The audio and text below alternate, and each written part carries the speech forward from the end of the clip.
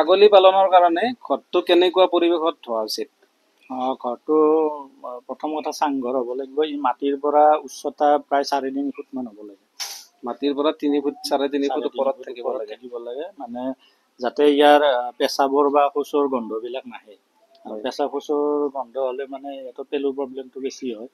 এনেকুৱা ধৰণৰ আৰু বেমাৰ আজাৰবিলাক জ্বৰ হওক, চৰ্দি হওক, এনেকুৱাবিলাক কাহ মানে একদম তলত থাকিলে বেমাৰ আজাৰ বেছি হয়। আৰু পৰিৱেশটো কেনেকুৱা হ'ব? কিমান ৰ'দ পৰা বা এনেকুৱা কিবা? মানে ৰ'দ পৰিব লাগে, ৰ'দ পৰা ঠাইত সাজিব লাগে ঘৰটো। আৰু মানে আপোনালোকে এইবিলাক এনেকে মুকল কৰি ৰাখিছে কিয়? মুকল মানে যাতে হাৱা চাৱা ইয়াত সোমাব পাৰে। হাৱা চাৱা সোমালে ইয়াৰ যিটো গোন্ধ দুৰ্গন্ধ এইটো মানে নাইকিয়া হৈ যায়। সেইকাৰণে মানে এনেকুৱা কৰা যায়। আৰু ঠাণ্ডাৰ দিন হ'লে এইবিলাক আকৌ লগাই দিয়া যায়, মানে ঠাণ্ডাৰ প্ৰকোপৰ পৰা ৰক্ষা পাবৰ কাৰণে। ঠাণ্ডা দিনত মানে তিৰপালেৰে ঢাকি দিয়ে আৰু গৰমত তিৰপালবিলাক উঠাই দিয়া হয়, মানে বতাহটো আপ ডাউন কৰিবৰ কাৰণে।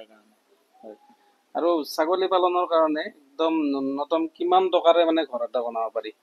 এইটো মোটামুটি 20-25 হাজাৰ হ'লে হৈ যায় আৰু 20-25 হাজাৰ টকা তেনেকুৱা ঘৰ এটা হৈ যায়। আৰু সেইটো ঘৰত কিমান মান ছাগলী ৰাখিব পাৰে?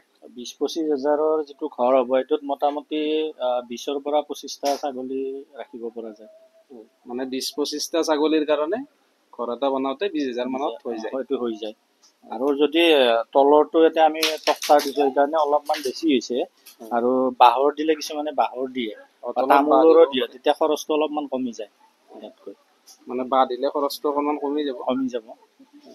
আৰু বাঁহতকে মানে সুবিধাজনক হৈছে এইটো আমাৰ টক্টা যিটো আছে, বেছি সুবিধাজনক হয়।